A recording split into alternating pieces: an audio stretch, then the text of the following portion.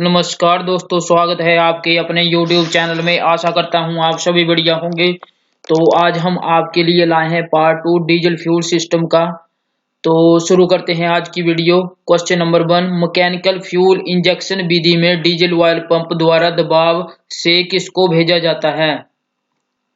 Injector को, body को, tank को, सिलेंडर को। तो इसका सही आंसर है इंजेक्टर को। इंजेक्टर क्या होता है कल बताया था मैंने। डीजल इंजन में 4 स्ट्रोक के कंप्रेशन स्ट्रोक के समाप्त होते ही इंजेक्टर द्वारा डीजल कंबशन चैम्बर में स्प्रे किया जाता है। उस समय हवा का टेम्परेचर लगभग 500 डिग्री से 700 डिग्री सेंटीग्रेड तक होता है, जिससे गैसें फैलती है और पावर स्ट्रोक पैदा हो जाती है। नेक्स्ट क्वेश्चन है, मैकेनिकल गवर्नर में बेड्स के अंदर क्या लगा रहता है? SIM, valve, spring, condenser. तो इसका सही आंसर है स्प्रिंग। गवर्नर क्या होते हैं? जितनी भी डीजल की गाड़ियां होती है उनमें गवर्नर लगाए जाते हैं। अगर इंजन के ऊपर भार नहीं है तो इंजन तेज स्पीड न पकड़ ले, क्योंकि इंजन की स्पीड फ्यूल की मात्रा पर इंजेक्ट करने पर निर्भर करती है। मैकेनिकल गवर्नर क्या होते हैं? मैकेनिकल गवर्नर के अंदर पंप की कैम शाफ्ट के ऊपर 2 बेल्ट जिसके अंदर स्प्रिंग फिट किए जाते हैं। ये दोनों बेल्ट बेल क्रैंक लीवर द्वारा प्लेटिंग के साथ कपलिंग पिन के साथ बंधे रहते हैं। जब हम एक्सीलेटर के द्वारा इंजन की स्पीड को बढ़ाते हैं तो कैम शाफ्ट के तेजी से घूमने से बेल्ट्स सेंट्रीफ्यूगल फोर्स की वजह से बाहर की ओर निकलने लग जाते हैं और बाद में कंट्रोल रॉड को स्टॉप पोजीशन में ले आते हैं, जिससे हमारा इंजन धीमा हो जाता है। बेड्स के अंदर स्प्रिंग लगे रहते हैं। ये स्प्रिंग बेड्स को ज्यादा बाहर नहीं निकलने देते, जिससे इंजन की स्पीड कम होती रहती है। कम नहीं होती। बेड्स के घूमने से सेंट्रीफ्यूगल फोर्स पैदा होती है, उसे स्प्रिंग काउंटर बैलेंस भी कहते हैं। तो नेक्स्ट क्वेश्चन पे चलते हैं। नेक्स्ट क्वेश्चन है, भारतीय डीजल गाड़ियों में निम्न में से कौन से पंप का प्रयोग होता है? CAV, GM, सिम्स, ब्रेसी, लुइस, टीवीएस। तो इसका सही आंसर है लुकास, टीवीएस। नेक्स्ट क्वेश्चन है, सेकेंडरी फिल्टर निम्न में से किसका बना होता है? पेपर का, फेल्ट का, ब्रोंज का, ब्रॉस का। तो इसका सही आंसर है पेपर का। जो टाटा की गाड़ियां हैं उसमें डीजल सप्लाई सिस्टम कैसे होता है? तो सबसे पहले टैंक होता है। टैंक के आगे फीड पंप लगा होता है। फीड पंप के आगे प्राइमरी फिल्टर, फिर सेकेंडरी फिल्टर, उसके बाद FIP पंप लगा होता है। और जो मेटाडोर वाहन होते हैं, गाड़ियां होती है, उनमें क्या होता है?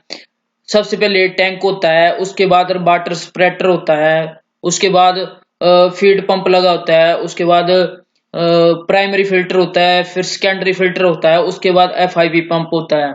और अशोक लीलैंड वाली गाड़ियों में टैंक होता है, टैंक के बाद प्राइमरी फिल्टर, फिर सेकेंडरी फिल्टर, उसके बाद फीड पंप, फिर एक और फिल्टर लगा होता है, उसके बाद हमारा FIP पंप होता है।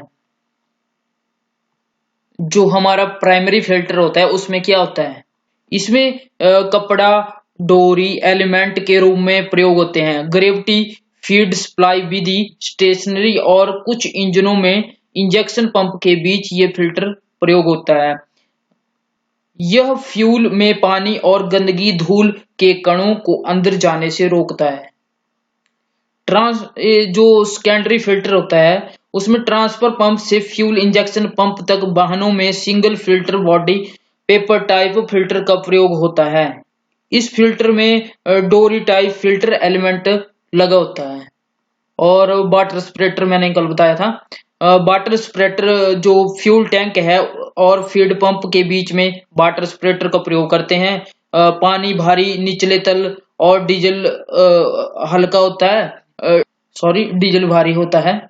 वाटर स्प्रेटर का प्रयोग करते हैं डीजल और पानी को अलग अलग करना, डीजल से पानी को अलग करना। नेक्स्ट क्वेश्चन है, कई पंपों में टैपिट स्क्रू की बजाय टैपिट के ऊपर व प्लंजर के नीचे लगा होता है। Sleeve, pipe, SIM, control rack, तो इसका सही आंसर है सिम।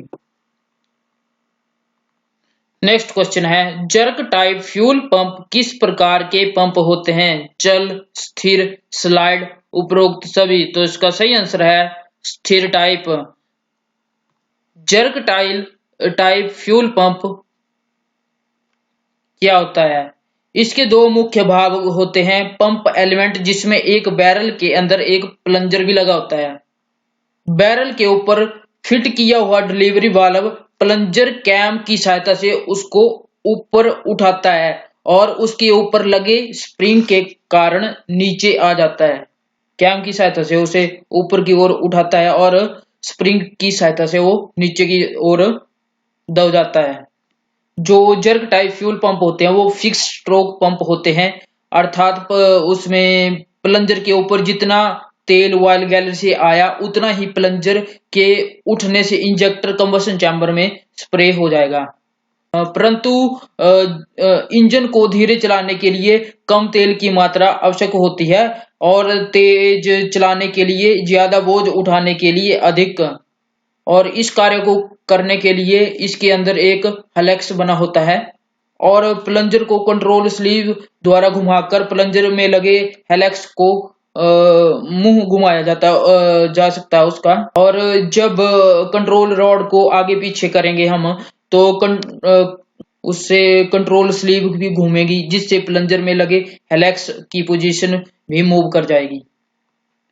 नेक्स्ट क्वेश्चन है, डिस्ट्रीब्यूटर टाइप पंप में एक पंपिंग एलिमेंट होता है जो सभी सिलेंडरों को ठीक समय पर तथा समान मात्रा में कौन सा ऑयल सप्लाई करता है? डीजल, पेट्रोल, मोबिल ऑयल या केरोसिन, तो इसका सही आंसर है डीजल।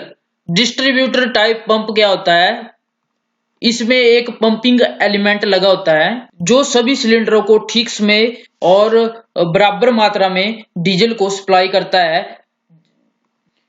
नेक्स्ट क्वेश्चन है, हाइड्रोलिक गवर्नर में कंट्रोल रॉड किसके साथ जुड़ी रहती है? गियर बॉक्स के साथ, एक्सीलेटर के साथ, सिम के साथ, गवर्नर के साथ, तो इसका सही आंसर है गवर्नर के साथ। ये hydraulic governor governor oil speed governor होते हैं। हर स्पीड पर इनका कंट्रोल होता है, चाहे इंजन धीरे चल रहा हो या तेज चल रहा है। दूसरा यह, इसके अंदर ज्यादा पुर्जे भी नहीं होते जिससे बेरिंग का भार और वाइब्रेशन पैदा हो। ऐसे गवर्नरों को कंट्रोल और गवर्नर के साथ जुड़ी रहती है और रॉड भी जुड़ी रहती है, न कि एक्सीलेटर पैडल के साथ। Governor gear pump hydraulic oil reservoir से रिलीज वाल्व को देता है, जहां पर तेल का प्रेशर बराबर रखा जाता है। रिलीज वाल्व से ही एक पाइप द्वारा तेल सिलेंडर के अंदर भेजा जाता है। जब सिलेंडर के प्रेशर पहुंचता है तो सिलेंडर में लगे प्लंजर को धकेल देता है। प्लंजर जब आगे जाता है तो साथ में पंप की कंट्रोल रैक को, जो लीवर द्वारा उसके साथ फंसी रहती है, कंट्रोल रॉड आगे लगे स्प्रिंग को दबाकर फुल पोजीशन में ले आता है। नेक्स्ट क्वेश्चन है, plunger type pump injection pump में लगी कैम और तथा रोलर टैपिड से किस भाग को चलाती है? Injection pump, plunger, pressure feed pump, तो इसका सही आंसर है प्लंजर को। प्लंजर टाइप पंप, यह पंप इंजेक्शन पंप में लगी कैम और रोलर टैपिट द्वारा प्लंजर को चलाते हैं। टैपिट हमेशा पीछे लगे स्प्रिंग के प्रेशर की वजह से कैम के साथ लगा रहता है।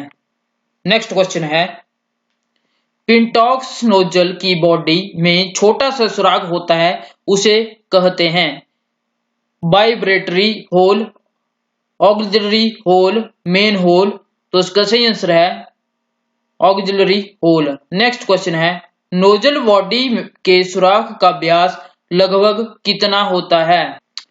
0.15 mm, 0.22 mm, 0.30 mm, 0.45 mm। तो इसका सही आंसर है 0.4 mm। नेक्स्ट क्वेश्चन है, नोजल किस धातु की बनी होती है? एल्यूमिनियम, कॉपर, लोहा, लेड। तो इसका सही आंसर है लोहा। नोजल कैसी होती है? ये ऊपर से गोल होती है, नीचे के कोण जैसी बनी होती है, कोण जैसा बना होता है। कोण की ओर से यह नोजल बॉडी की सीट पर बैठी रहती है। नोजल बाल्ब और नोजल बॉडी अच्छी किस्म के लोहे से बनी होती है। नोजल बाल्ब को बाहर से नोजल बॉडी के अंदर ग्राइंड करके पॉलिश किया जाता है। नोजल बॉडी में नोजल सीट पर ऊपर गोल खांचा जैसा बना होता है, जिसे हम प्रेशर चैम्बर भी कहते हैं। यह प्रेशर चैम्बर एक सुराख द्वारा नोजल बॉडी के ऊपर ऑयल गैलरी में मिलाया जाता है। नेक्स्ट क्वेश्चन है, फिल्टर के ऊपर में लगे दो स्क्रू को क्या कहते हैं? Bleeding screw, cutting screw, feeding screw, nulling screw. तो इसका सही आंसर है ब्लीडिंग स्क्रू। फ्यूल फिल्टर का क्या काम होता है? फ्यूल फिल्टर का काम होता है कि डीजल इंजेक्शन सिस्टम में के अंदर शुद्ध डीजल को भेजना। अगर उसमें थोड़ा सा भी कचरा चला गया तो एलिमेंट और प्लंजर जल्दी ज्यादा घिस जाएंगे, डिलीवरी वाल्व की सीट खराब हो सकती है, इंजेक्टर निडल स्टिक कर जाएगी। लगभग सभी गाड़ियों में दो फिल्टर लगाए जाते हैं, प्राइमरी और सेकेंडरी फिल्टर। जो प्राइमरी फिल्टर होता है वो फेल्ट का बना होता है और सेकेंडरी फिल्टर पेपर का बना होता है। कई गाड़ियों में जो प्राइमरी फिल्टर होते हैं वो कपड़े या ब्रोंज की जाली का भी बना होता है। जो सेकेंडरी फिल्टर होता है उसे कम से कम 20,000 किलोमीटर से 25,000 किलोमीटर के बाद उसे बदल देना चाहिए। जो प्राइमरी फिल्टर होता है उसे एक आधी बार साफ कर लेना चाहिए। और नेक्स्ट क्वेश्चन, अगला क्वेश्चन में चलते हैं। टर्बुलेंस चैम्बर निम्न में से किसकी भांति होता है? Pre combustion chamber, injector chamber, fluid chamber, engine chamber. तो इसका सही आंसर है pre combustion chamber. Turbulence chamber क्या होता है? ये किस प्रकार होता है? यह प्री कंबशन चैम्बर की तरह ही होता है, लेकिन इनके पिस्टन और सिलेंडर हेड के मध्य बहुत ही कम दूरी होती है।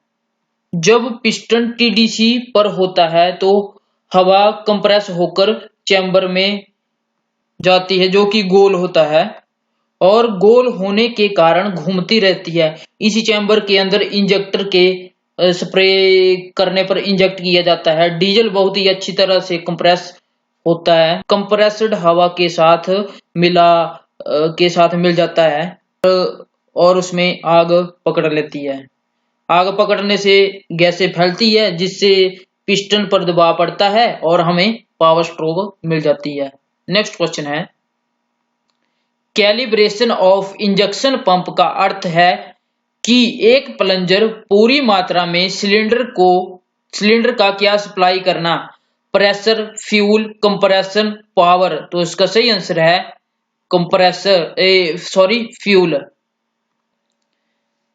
तो स्ट्रोकों के बारे में 4 स्ट्रोक के होती हैं: suction stroke, compression stroke, power stroke, exhaust stroke. Suction stroke में क्या होता है? डीजल इंजन में जब पिस्टन टीडीसी से बीडीसी तक चलता है तो उसमें केवल एयर सिलेंडर के अंदर प्रवेश होती है। उसके बाद आई हमारी कंप्रेशन स्ट्रोक। कंप्रेशन स्ट्रोक में क्या होता है? जब पिस्टन बीडीसी से टीडीसी की तरफ चलता है, जो उसमें एयर सिलेंडर के अंदर प्रवेश हुई उसको क्या करता है? वो दबा देता है, प्रेस कर देता है। उसके बाद पावर स्ट्रोक शुरू हो जाती है। पावर स्ट्रोक में इंजेक्टर स्प्रे करता है, डीजल का स्प्रे करता है और उससे जो एयर है उसमें आग लग जाती है। आग लगने से उसमें जो हमारा पिस्टन है उसको नीचे की ओर धकेल देता है। और उसके बाद आई एग्जॉस्ट स्ट्रोक। एग्जॉस्ट स्ट्रोक में क्या होता है? पिस्टन बीडीसी से टीडीसी की तरफ चलता है और उसमें जो जली हुई गैसें हैं उनको बाहर निकाल देता है। जो फ्लाई व्हील होता है वो पावर स्ट्रोक को छोड़कर अन्य 3 स्ट्रोकें पूरी करता है। नेक्स्ट क्वेश्चन है, आगे दिए हुए हैं short answer type question. Diesel inject करने से कंप्रेस्ड हवा व ऑटोमोबाइल डीजल को आग लग जाती है, जिससे क्या प्राप्त होता है? तो उससे क्या प्राप्त होता है? Power stroke. नेक्स्ट क्वेश्चन है, फ्यूल इंजेक्शन की विधियां के नाम बताओ। तो number 1 air blast injection, number 2 mechanical injection. Next question है, फ्यूल इंजेक्शन पंप के कोई 2 कार्य बताइए।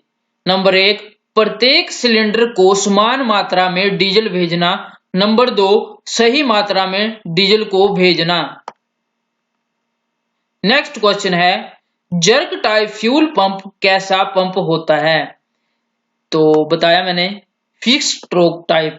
नेक्स्ट क्वेश्चन है, कंट्रोल रैक का एक भाग गवर्नर के साथ जुड़ा रहता है तो दूसरा साइड में क्या लगा होता है? तो उसके साथ कंट्रोल रॉड स्टॉप लगा होता है। नेक्स्ट क्वेश्चन है, कंट्रोल रॉड की चाल को मैकेनिज्म गवर्न स्पीड पर रोकने के लिए प्रयुक्त किए जाने वाले स्टॉपों के नाम क्या हैं? तो फिक्स टाइप और एडजस्टेबल टाइप। नेक्स्ट क्वेश्चन है, स्टॉप को किस और अन्य नाम से पुकारा जाता है? तो उसका सही आंसर है स्मोक टाइप। नेक्स्ट क्वेश्चन है, मैकेनिकल गवर्नर किस चाल में अच्छी तरह काम करते हैं?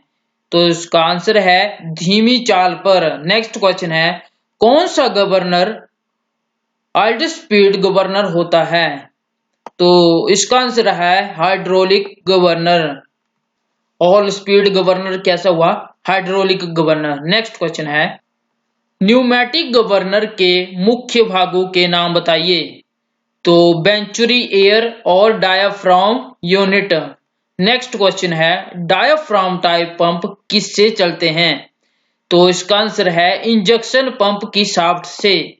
नेक्स्ट क्वेश्चन है, गाड़ियों में प्रयुक्त फिल्टर के प्रकार बताइए। तो प्राइमरी फिल्टर और सेकेंडरी फिल्टर। नेक्स्ट क्वेश्चन है, फिल्टर को साफ करते समय कैप व फिल्टर बॉडी के मध्य की रबड़ पैकिंग कैसी प्रयोग करनी चाहिए? हमेशा नई पैकिंग करेंगे प्रयोग, तभी वो सही रहेगा। आपके लिए क्वेश्चन है कि ऑक्सीजन सेंसर कहाँ लगा होता है? तो कमेंट बॉक्स में आपने आंसर देना है। और इसके प्रकार कितने होते हैं? ऑक्सीजन सेंसर के कितने प्रकार होते हैं? नेक्स्ट क्वेश्चन है, सेकेंडरी फिल्टर को कितनी अवधि पश्चात बदल देना चाहिए? तो 20,000 से 25,000 किलोमीटर चलने के पश्चात। नेक्स्ट क्वेश्चन है, प्राइमरी फिल्टर किसका बना होता है? तो ये बना होता है फेल्ट का। नेक्स्ट क्वेश्चन है, नोजल की किस्में बताइए। Hole nozzle, pintle nozzle, pintaux nozzle, वैसे नोजल 6 प्रकार की होती है। कई बुक्स में 3 प्रकार की बताई है, पर नोजल 6 प्रकार की होती है। Single hole type, multi hole type, long stem type, pintle nozzle type, delay type, फिर पिंटॉक्स आ गई। तो 6 प्रकार की नोजलें होती है। नेक्स्ट क्वेश्चन है, नोजल बॉडी में नोजल सीट के ऊपर एक गोल खांचा बना होता है, उसे क्या कहते हैं? तो इसका आंसर है प्रेशर चैम्बर। नेक्स्ट क्वेश्चन है, होल नोजल के भाग बताइए। सिंगल होल और मल्टी होल। नोजल के होल 1 से 8 प्रकार के होल की नोजल प्राप्त होती है, मिलती है, लेकिन 2 या 4 होल वाली ही नोजल प्रयोग होती है। नोजल बॉडी के अंदर जो सुराख होता है उसका व्यास लगभग 0.45 mm होता है। ये पिछली बार इंस्ट्रक्टर के एग्जाम में ये क्वेश्चन पूछा गया था। नेक्स्ट क्वेश्चन है, पिंटॉक्स नोजल की बॉडी में एक छोटा सा होल होता है, उसे क्या कहते हैं? तो उसे कहते हैं ऑक्सिलरी होल। नेक्स्ट क्वेश्चन है, इंजेक्टरों को जांचने की विधियों के नाम बताइए। Pressure test, leak off test, spray test. तो ये 3 विधियां हैं, pressure test, leak off test, spray test. जो प्रेशर टेस्ट होता है, इंजेक्टर को टेस्टर पर लगाकर टेस्टर का पंप चलाया जाता है और इसमें देखा जाता है कि वायुमंडल प्रेशर पर नोजल स्प्रे प्रारंभ करता है। अगर यह कम प्रेशर स्प्रे करे तो स्प्रिंग के ऊपर लगे एडजस्टिंग स्क्रू को कस देते हैं और ज्यादा प्रेशर पर स्प्रे शुरू करे तो एडजस्टिंग जो स्क्रू लगा होता है उसको ढीला कर देते हैं। जो एडजस्टिंग स्क्रू होता है उसको ढीला या टाइट करने के बाद उसे चेक नट से लॉक कर देते हैं ताकि वो अपनी स्थिति पर ही रहे। वैसे तो प्रेशर इंजन निर्माता के अनुसार ही रखना चाहिए।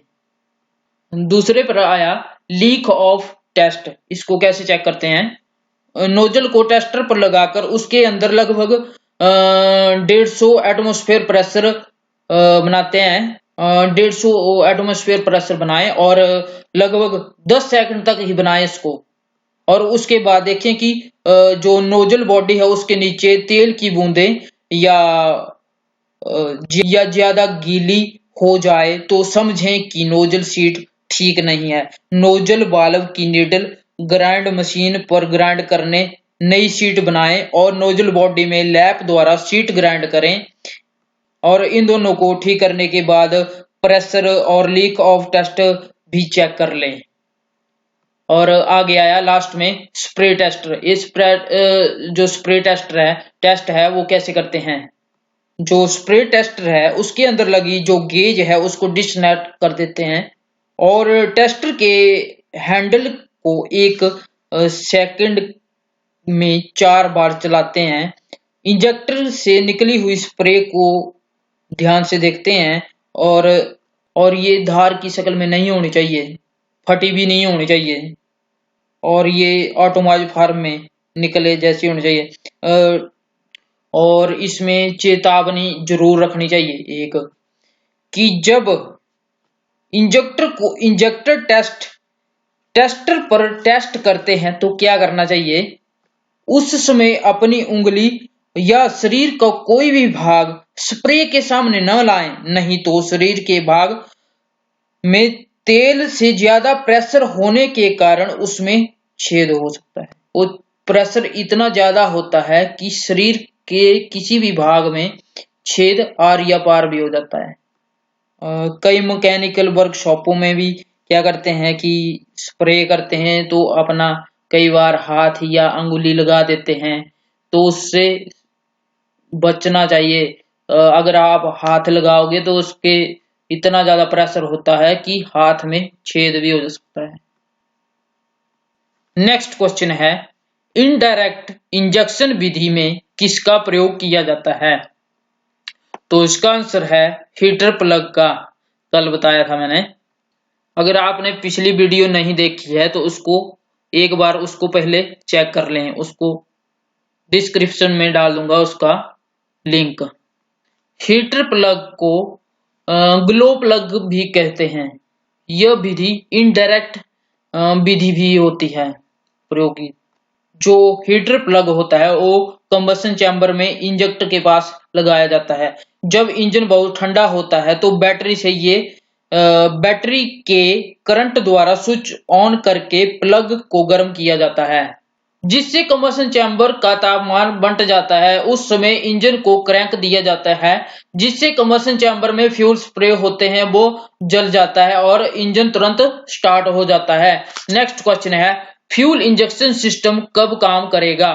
पाइपलाइन में हवा बिल्कुल ना हो। तो फ्यूल इंजेक्शन सिस्टम कब काम करेगा? जब पाइपलाइन में बिल्कुल ही हवा ना हो। अगर पाइपलाइन में हवा हुई तो उसको ब्लीड कैसे करते हैं? इसमें जो फ्यूल फीड पंप होता है उसके साथ स्क्रू लगे होते हैं, जो उन स्क्रू को खोल दिया जाता है और उसके ऊपर जो हैंड प्राइमिंग पंप होता है उसके साथ में ही स्क्रू लगे होते हैं। वैसे तो डीजल इंजन में तभी ठीक प्रकार से चलता है जब उसकी डीजल सप्लाई लाइन में हवा ना हो। डीजल के समाप्त हो जाने पर, मरम्मत के बाद अथवा पाइपों के जोड़ ढीले हो जाने पर डीजल मार्ग में हवा चली जाती है, जिससे डीजल की सप्लाई स्वयं ही बंद हो जाती है। वैसे तो हमारी गाड़ी जब चढ़ाई पे होती है, अगर फ्यूल टैंक में कम फ्यूल होगा तो जो फ्यूल होगा वो पीछे की तरफ चला जाता है और उससे भी हमारी जो गाड़ी है उसमें एयर होने की संभावना होती है, एयर आ जाने की संभावना होती है, जिससे भी जो हमारा फ्यूल है वो आगे FIP पंप तक नहीं पहुंच पाता। अगर इस हवा को बाहर करना हो तो उसमें एयर ब्लेड करते हैं। एयर ब्लीडिंग के लिए सभी फिल्टरों व fuel injection pump bleeding screw लगे होते हैं। हैंड प्राइमिंग पंप चलाकर इन स्क्रू को खोल कर हवा निकाली जाती है। सबसे पहले तो जो डीजल टैंक होता है उसके नजदीक में जो स्क्रू लगा होता है उसको खोल दिया जाता है, जो ब्लीडिंग स्क्रू होता है उसको खोल दिया जाता है और ब्लीडिंग तब तक करते रहना चाहिए जब तक डीजल के साथ हवा के बुलबुले आना बंद ना हो, तब तक ब्लीड करते रहना चाहिए। आपसे पूछा गया है, आपने बताना है कि ऑक्सीजन सेंसर कहाँ लगता है और इसके कितने टाइप्स हैं। आशा करता हूं कि आपको वीडियो पसंद आई होगी।